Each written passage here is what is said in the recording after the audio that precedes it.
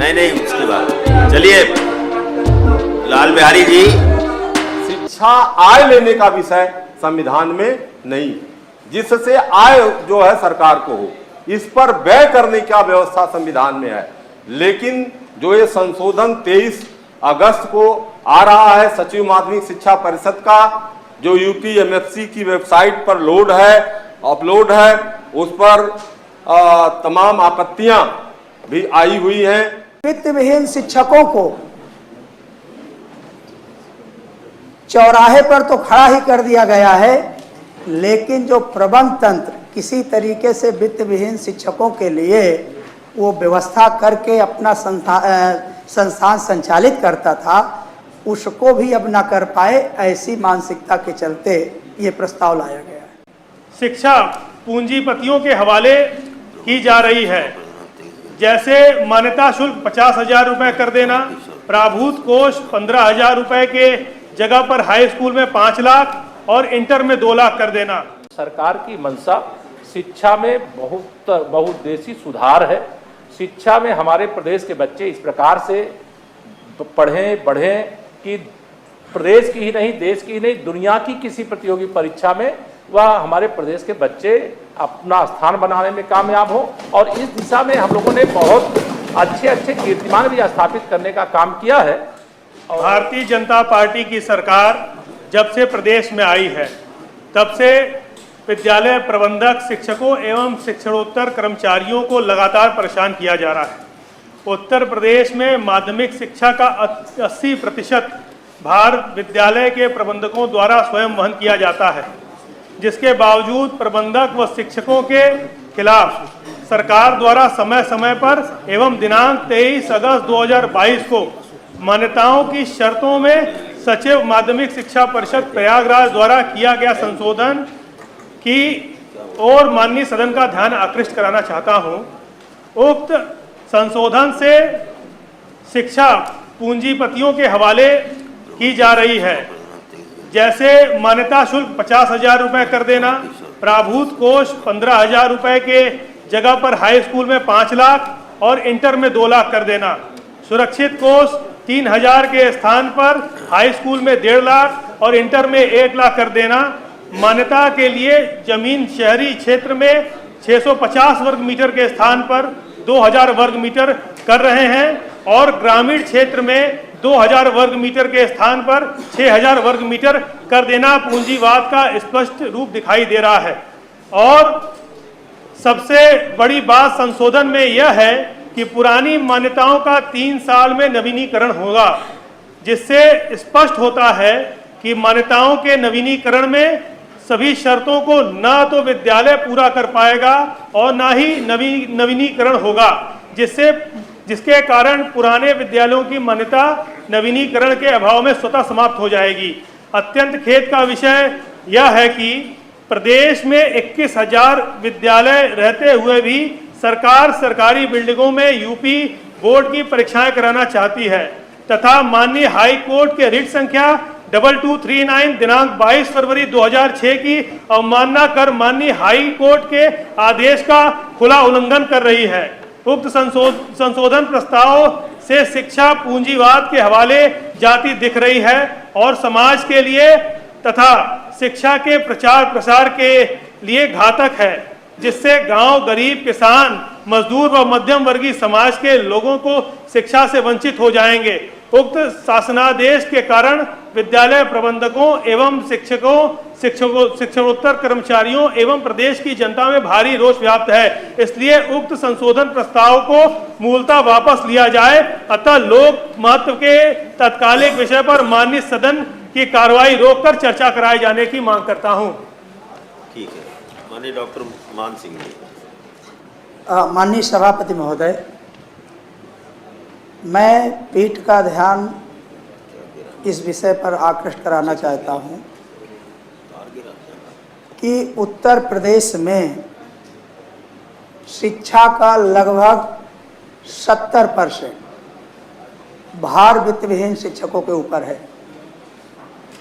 लेकिन विगत जो 5 वर्ष का कार्यकाल पूरा हो गया भारतीय जनता पार्टी का, उसमें जो शोषण हुआ उससे मन नहीं भरा, तो 4 कदम नई सरकार में इन्होंने और लागू कर दिया कि अब शिक्षा व्यवस्था के साथ ऐसी दोहरी मानसिकता का खेल खेला जा रहा है कि वित्त विहीन शिक्षकों को चौराहे पर तो खड़ा ही कर दिया गया है, लेकिन जो प्रबंध तंत्र किसी तरीके से वित्त विहीन शिक्षकों के लिए वो व्यवस्था करके अपना संस्थान संचालित करता था, उसको भी अब ना कर पाए, ऐसी मानसिकता के चलते ये प्रस्ताव लाया गया है। दूसरी महत्वपूर्ण बात यह है कि वित्त विहीन शिक्षकों को समाजवादी पार्टी की सरकार ने 200 करोड़ रुपए का प्रावधान किया था। वर्तमान सरकार अपनी पीठ खुद ही थपथपा लेती है कि भाई हम शिक्षकों के लिए, कर्मचारियों के लिए बहुत कुछ कर रहे हैं, लेकिन ये दुर्भाग्य का विषय है कि कोरोना जैसे महामारी में भी जब वित्त विहीन शिक्षक एक एक रुपए के लिए मोहताज था, तो उनको 1 रुपए की भी मदद सरकार के द्वारा नहीं कराई गई। आज मैं तुलना जरूर थोड़ा करना चाहूँगा कि समाजवादी पार्टी की सरकार जब भी बनी है, आप देख लीजिएगा, हजारों कॉलेज ऐड की श्रेणी में लाया गया है। विषय विशेषज्ञ जैसे 5,000 रुपए में जो शिक्षक नियुक्त किए गए, उनको रेगुलर किया गया। तो मानवर ये चिंता का विषय है कि जो हमारे ग्रामीण इलाके में बहुत कम पूंजी लगा करके अपनी संस्थाएं संचालित कर रहे हैं वित्त विहीन शिक्षक, क्या उनको वर्तमान सरकार एकदम खत्म कर देना चाहती है या उनके भले के लिए कुछ काम भी करना चाहती है? निश्चित तौर पर यह खेद का विषय है कि जो अभी मान्यता की जो अभी सदस्य महोदय पढ़ रहे थे, निश्चित तौर पर उससे भी 2 कदम आगे निकलने का ये प्रयास कर रहे हैं और शिक्षा व्यवस्था में एक ऐसी व्यवस्था करने जा रहे हैं कि अब कंपनियां शिक्षा व्यवस्था को चलाएंगी, कंपनियों के हवाले कॉलेज दिए जाएंगे। तो मानवर, मैं यही कहूँगा कि सरकार शिक्षा के प्रति थोड़ा गंभीर हो, क्योंकि किसी भी समाज राष्ट्र के निर्माण में शिक्षक और शिक्षा की महत्वपूर्ण भूमिका होती है। अगर इस तरीके से दोहरी मानसिकता के चलते जो संघर्ष कर रहे हैं मध्यम वर्गीय हमारे प्रबंधक शिक्षक, उनको खत्म कर दिया जाएगा, तो निश्चित तौर पर पूंजीवादी व्यवस्था में फिर कोई गरीब और मध्य वर्गीय बच्चा कहीं शिक्षा लेने में सफल नहीं होगा। ठीक है, और कोई? लाल बिहारी जी। माननीय सभापति महोदय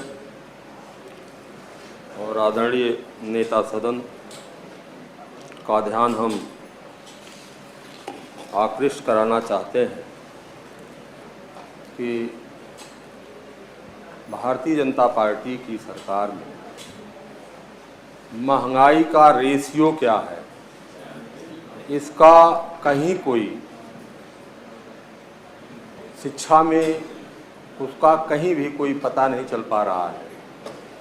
जो प्राभूत कोष 15,000 रुपया प्रबंधक जमा करता था, नगद या 15,000 प्राभूत कोष के स्थान पर विद्यालय की भूमि का मूल्यांकन तहसीलदार से कराकर उसके एवज में देता था, उस 15 तो जीरो बैलेंस पर मान्यता की एप्लीकेशन पड़ जाती थी। उस 15,000 की जगह पर 7 लाख रुपया प्राभूत कोष कर दिया गया।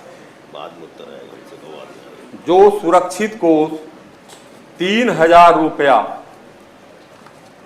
जिला विद्यालय निरीक्षक के नाम प्लेज होता था, उस 3,000 को बढ़ा करके जो संशोधन का प्रस्ताव 23 अगस्त को आया है, 3,000 को बढ़ा करके 2.5 लाख रुपया कर दिया गया।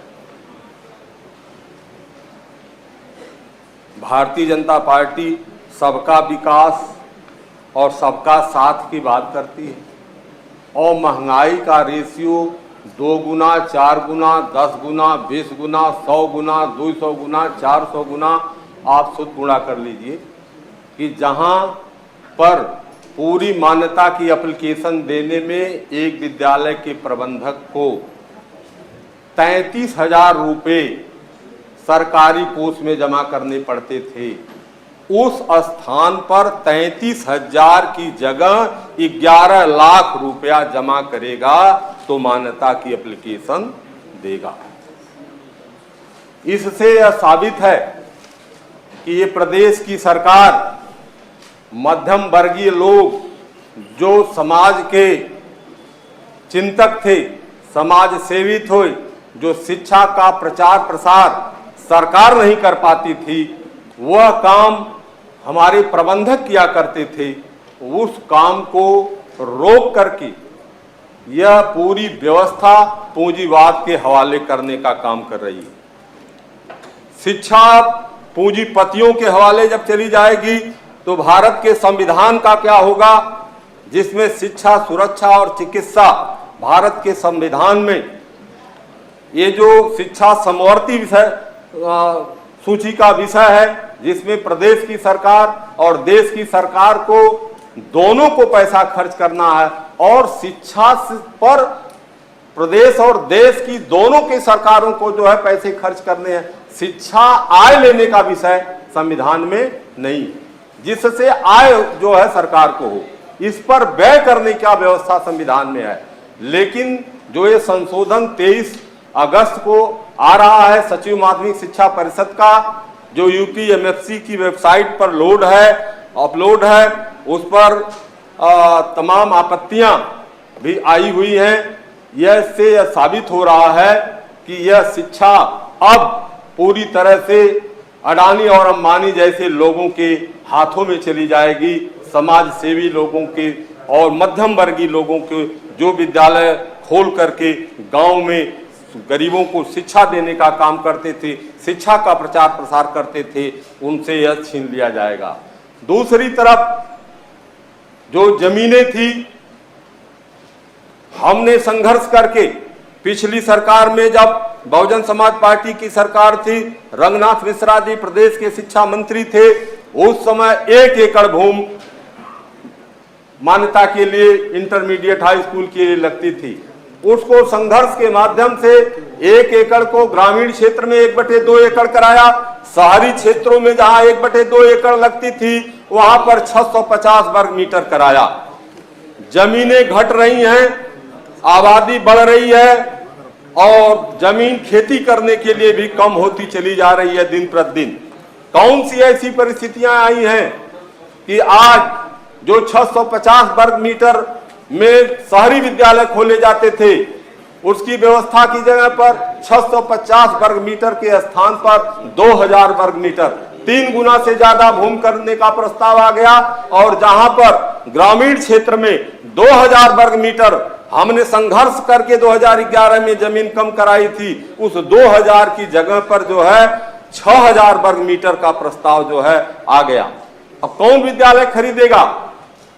गांव का आम आदमी खरीदेगा, किसान खरीदेगा, हम लोगों जैसे समाज सेवी खरीदेगा, ये बैठे हुए लोग जो हैं इस सदन में ऐसे लोग खरीद पाएंगे इतना गांव में और शहर में जमीन की पूंजीपति खरीदेगा। जब पूंजीपति खरीदेगा तो यह व्यवसायीकरण इसका शिक्षा का पूरी तरह हो जाएगा और तब 5,000 10,000 रुपया फीस लगेगी। जब 5,000 10,000 फीस लगेगी तो किसके बच्चे जो है शिक्षा ग्रहण कर पाएंगे? इसलिए हम माननीय सभापति महोदय का ध्यान आकृष्ट कराना चाहता हूं कि ये जो जमीनों को 3 गुना से ज्यादा बढ़ा दिया गया, इसकी तरफ आपका ध्यान आकृष्ट करना चाहता हूं। और दूसरी एक सबसे बड़ी समस्या, अगर आप सरकार, उत्तर प्रदेश की सरकार अगर शिक्षा को पूंजी के ही हवाले कर देना चाहती है, पूंजीपतियों को ही दे देना चाहती है, तो वह सरकार का विषय है। लेकिन मैं ये कहना चाहता हूं कि अब तक जो विद्यालय चल रहे थे उत्तर प्रदेश के अंदर, 4512 विद्यालय एडेड हैं, जिनको सवित विद्यालय कहते हैं, और 21,000 के लगभग वित्तविहीन विद्यालय उत्तर प्रदेश में हैं। एडेड विद्यालयों के माध्यम से शिक्षा दी जाती थी और जो 21,000 लगभग वित्तविहीन विद्यालय हैं, इन विद्यालयों के माध्यम से बच्चों को शिक्षा दिया जाता था। इन 21,000 विद्यालयों की मान्यता जब सरकार निर्गत करती थी महोदय, तो यह कंटिन्यू प्रोसेस था। जब मान्यता हो गई तो वह आजीवन रहेगी। ये जो नया संशोधन 23 अगस्त को आया है, इस संशोधन में यह व्यवस्था की जा रही है कि 3 साल के बाद नवीनीकरण होगा, मान्यताओं का नवीनीकरण होगा। मान्यताओं के नवीनीकरण के नाम पर या तो डीआईएस और उस जिला प्रशासन प्रबंधकों का दोहन करेगा फर्जी रिपोर्ट दे करके, या तो उन सारी मान्यताओं को जो अब तक 21,000 चल रही थी, जिसमें माध्यमिक शिक्षा के 80% बच्चे पढ़ते थे, उनको संसाधन के अभाव में बंद कर दिया जाएगा। जब उसका नवीनीकरण नहीं होगा तो स्वतः मान्यता समाप्त हो जाएगी। तो इससे यह भी साबित हो रहा है कि कंपनियों को, विद्यालयों को देने की गरज से ये सरकार ये चाहती है कि पूरे जो वित्तविहीन विद्यालय 21,000 हैं, जिनके माध्यम से 1,35,00,000 बच्चों में से 1,05,00,000 बच्चे जिन विद्यालयों में पढ़ते हैं, उनको जो है कंपनियों को दे दिया जाए। इसलिए मैं आपका ध्यान आकृष्ट कराना चाहता हूं कि ये बहुत ही महत्वपूर्ण विषय है। और दूसरी तरफ आपका ध्यान दिलाना चाहता हूं कि उत्तर प्रदेश के अंदर या भारत देश में जो आईपीसी और सीआरपीसी बनी हुई है, इस आईपीसी और सीआरपीसी के तहत जो व्यक्ति अपराध करता है वही उसका दोषी माना जाता है। अगर मैं सर बता रहा हूं, विषय पर आ रहा हूं सर, माध्यमिक शिक्षा पर है। हाँ विषय है, आईपीसी सीआरपीसी पर आ गए सर, उसी पर आ रहा हूं। एक बलिया में घटना हुई, एक प्रबंधक ने पेपर लीक कर दिया। अगर एक प्रबंधक ने पेपर लीक कर दिया तो आईपीसी और सीआरपीसी का नाम इसलिए मैं लिया सदन के अंदर कि आईपीसी सीआरपीसी के तहत जो भी नियम कानून बनता है, उस प्रबंधक या प्रधानाचार्य के खिलाफ एफआईआर दर्ज करके आप उसको जेल के शिकंजे में कर दें, उस पर हमें कोई आपत्ति नहीं है। लेकिन अपर मुख्य सचिव माध्यमिक शिक्षा श्रीमती आराधना शुक्ला ने, अरे किसी का नाम मत लीजिए जो सदन में नहीं है, लेकिन उन्होंने अपर मुख्य सचिव माध्यमिक शिक्षा ने उस एक अपराध पर पूरे उत्तर प्रदेश के 21,000 विद्यालयों के प्रधानाचार्यों को उस अपराध में दोषी मान लिया और मान करके मिड टर्म परीक्षा चल रही थी, उस परीक्षा के दौरान उत्तर प्रदेश के माध्यमिक वित्तविहीन विद्यालय के प्रधानाचार्यों को केंद्र व्यवस्थापक पद से हटा दिया, जबकि वह आदेश 22 दिसंबर 2003 का शासनादेश उत्तर प्रदेश की सरकार का था कि वित्तविहीन विद्यालय के प्रिंसिपलों को केंद्र व्यवस्थापक पद से बोर्ड परीक्षा में हटा दिया जाए।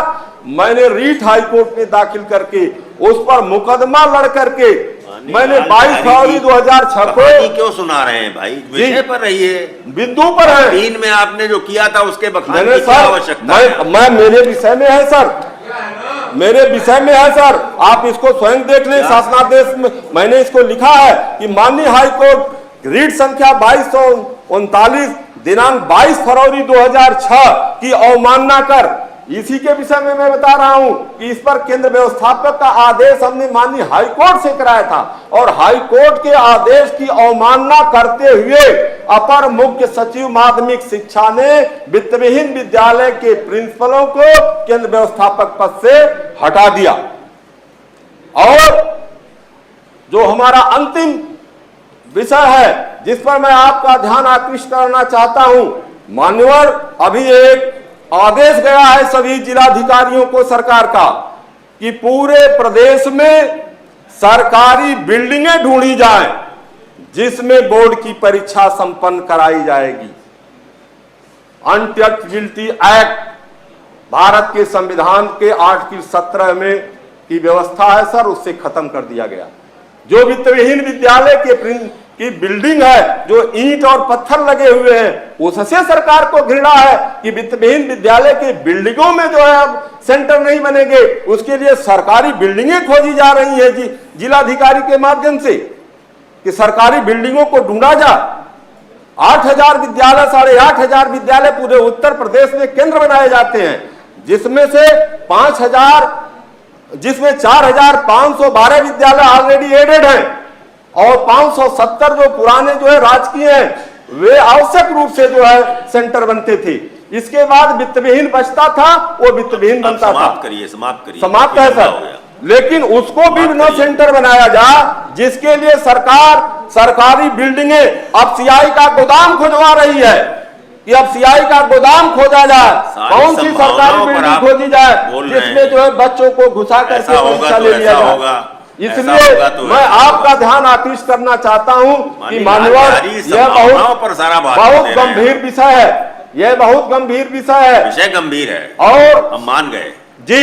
ये संभावनाओं पर जो शिक्षा का बाजारीकरण किया जा रहा है, शिक्षा के बाजारीकरण को रोका जा। और ये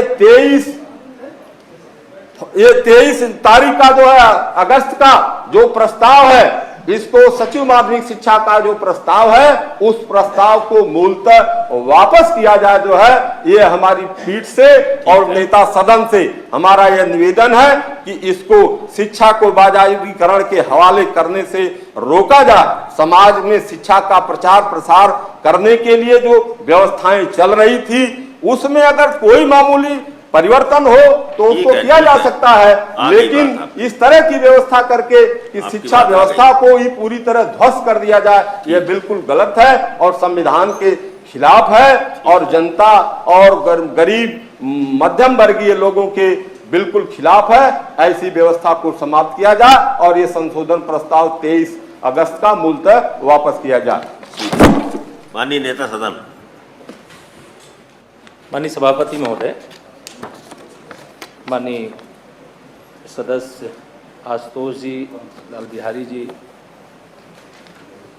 मान सिंह जी ने जो भी इस नियम 105 के अंतर्गत सूचना दिया है और 23 अगस्त 2022 को जो कैबिनेट का निर्णय है उस पर जो सवाल उठा रहे हैं पूरी तरह निराधार है। सरकार की मंशा कतई ऐसी नहीं है। और जब से आपको मैं अगर याद दिलाऊं, वर्तमान से लेकर के पूर्व की सरकार, जब भी भारतीय जनता पार्टी की सरकार रही है, तो हम लोगों की मंशा यही रही है कि शिक्षा की गुणवत्ता में सुधार हो, शिक्षा का के केंद्रों का कोई दुरुपयोग ना हो। और जो बीच में बहुत सारी, जैसे आपने बलिया का उल्लेख किया, जब उत्तर प्रदेश में हमारे बच्चे पढ़ाई करते हैं और पढ़ाई करने के बाद उनके प्रतिभा के साथ कोई खिलवाड़ करता है, वो कोई भी हो, कोई परीक्षा केंद्र का व्यवस्थापक हो और अथवा कोई भी हो, उसके खिलाफ सरकार ने निरंतर कार्रवाई की है। पहले हम लोगों ने नकल विहीन परीक्षा कराने का एक अभियान चलाया और उस अभियान को बहुत बड़ी सफलता मिली और उत्तर प्रदेश के अंदर इसकी सराहना भी हो रही है।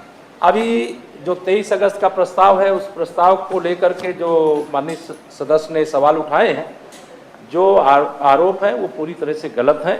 सरकार की ऐसी कोई मंशा नहीं है और शिक्षा के क्षेत्र में सरकार लगातार प्रोत्साहन दे रही है। जो नई राष्ट्रीय शिक्षा नीति आई है, उस नई राष्ट्रीय शिक्षा नीति को उत्तर प्रदेश में लागू करने की दिशा में हम लोग आगे बढ़े हैं।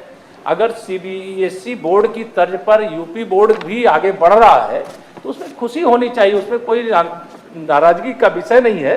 लेकिन जो आपने अभी मुझे ये डिटेल में आपका नियम 105 के अंतर्गत जो आपने सूचना दी है, उस सूचना के क्रम में मैं जो देख पा रहा हूँ वह अभी पूरा उसका डिटेल मैं आपको बाद में उपलब्ध कराऊंगा। लेकिन यह स्पष्ट कर दूं सरकार की ओर से, सरकार की मंशा शिक्षा में बहुउद्देशीय सुधार है। शिक्षा में हमारे प्रदेश के बच्चे इस प्रकार से पढ़ें बढ़ें कि प्रदेश की ही नहीं, देश की ही नहीं, दुनिया की किसी प्रतियोगी परीक्षा में वह हमारे प्रदेश के बच्चे अपना स्थान बनाने में कामयाब हो। और इस दिशा में हम लोगों ने बहुत अच्छे कीर्तिमान भी स्थापित करने का काम किया है और आने वाले समय में जो सरकार की मंशा है वो इसी दिशा में है। और चाहे वह प्राथमिक शिक्षा हो, चाहे माध्यमिक शिक्षा हो, चाहे उच्च शिक्षा हो, शिक्षा के सभी क्षेत्रों में लगातार जो सुधार के लिए कदम उठाए गए हैं वह उसका उद्देश्य किसी भी प्रकार से जो आपने 21,000 विद्यालयों के बारे में कह दिया जो गैर सहायता प्राप्त हैं या जो आपने जो मान्यता प्राप्त है या जो कोई शासकीय विद्यालय हैं और शासकीय विद्यालयों के अंदर अगर कोई परीक्षा केंद्र बनाए जाने का विषय है तो इनकी उपेक्षा करके इनकी अनदेखी करके नहीं, लेकिन जहां कोई शिकायत आती है, बहुत सारे विद्यालय होते हैं परीक्षाएं संपन्न होती हैं फिर उनकी शिकायत आने पर उन्हें काली सूची में भी डाला जाता है, लेकिन सरकार की मंशा स्पष्ट है। शिक्षा में सुधार भाजपा सरकार की गारंटी है, योगी सरकार की गारंटी है और उसमें किसी प्रकार की लापरवाही न बर्दाश्त की गई है न की जाएगी। और जो कदम 23 अगस्त के बारे में जो आपने बताया, जो संशोधन कैबिनेट ने लाया है, वह उत्तर प्रदेश में शिक्षा में सुधार करने के साथ साथ एक आमूलचूल परिवर्तन को लक्ष्य में रख करके किया गया।